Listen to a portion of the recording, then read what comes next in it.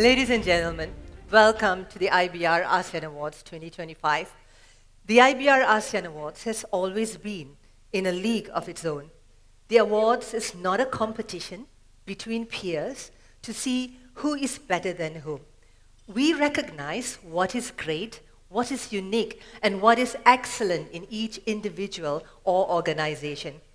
What we do is we uphold the triumph of the human spirit, the perpetual quest to always be better in every way than who we were yesterday. And that's why one cannot compare two individuals or two companies or two agencies and say, oh, this is better than that based on what you see on paper for now.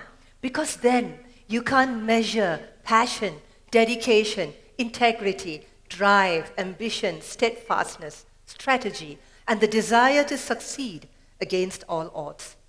Look at the giants who have failed in the past. Enron, General Electric, Lehman Brothers. Being big doesn't make you infallible. And that does not apply just to corporations. It applies to civilizations who have once ruled the world. Think about this. What has happened to the Persian Empire, the Roman Empire, the Greek Empire? The cyclical rise and fall of civilizations and organizations tell us one thing, that we should seek and celebrate the triumph of the human spirit wherever we can find it today, the spirit and energy of the visionary entrepreneur, the organizations that try to make a difference by thinking out of the box and doing things out of the box, the legends who fail and fail and fail, yet never quit until they have made their impact to society and the world around them. It is here that you discover the raw soul of humanity and all the good it can do. And this, ladies and gentlemen, is what we recognize today.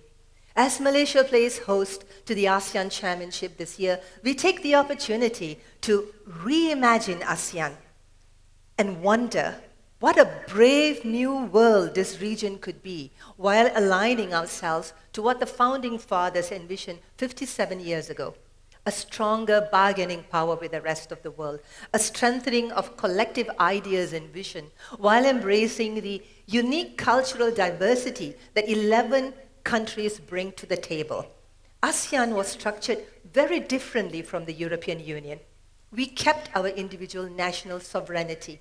We kept our individual currencies. We did not give up autonomous control over our national policies. One country did not have to pay the debts of another country. So you see, ASEAN members are like an extended family. We work together for the greater good of the tribe.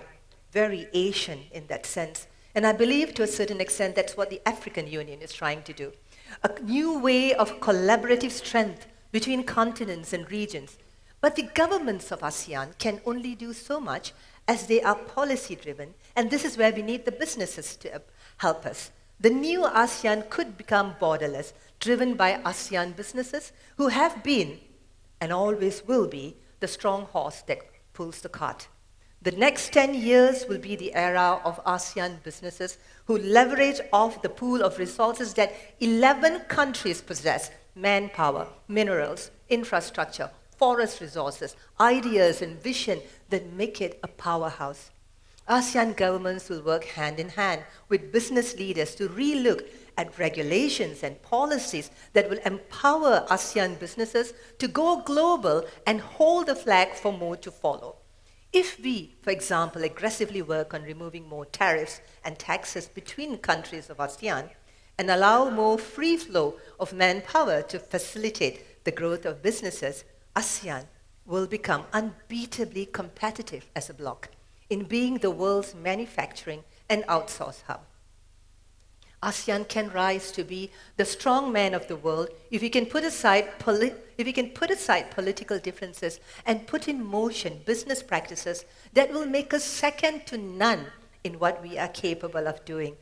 Our award recipients today show us a little of the strength in ASEAN.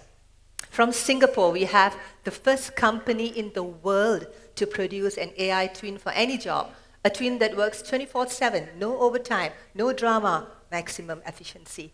And this technology, ladies and gentlemen, is not from Silicon Valley, California, but here in our very own southern neighbor, Singapore.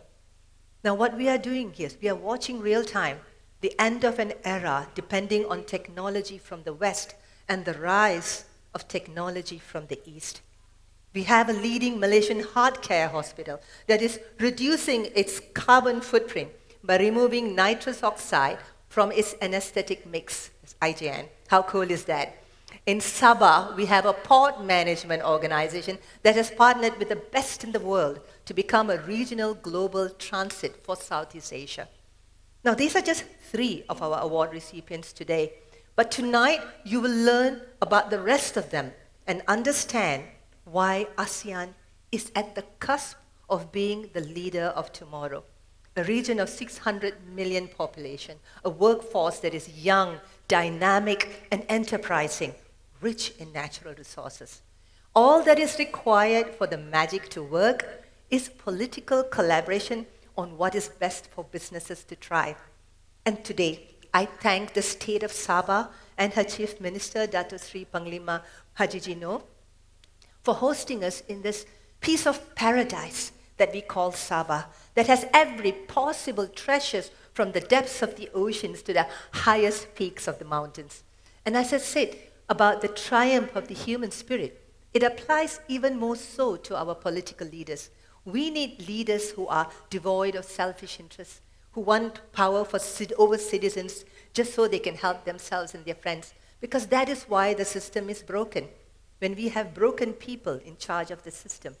But in Sabah, I see in Dato Sri Panglima Haji and the people around him the kind of leaders we need, the ones who walks the talk, the ones who work tirelessly to make a difference for their people.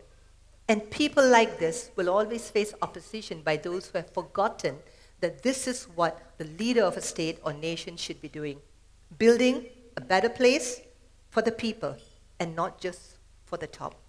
We don't need big talk. We just need someone who walks the talk. And that is what Dato Sri Panglima Haji and his team have been doing since 2020.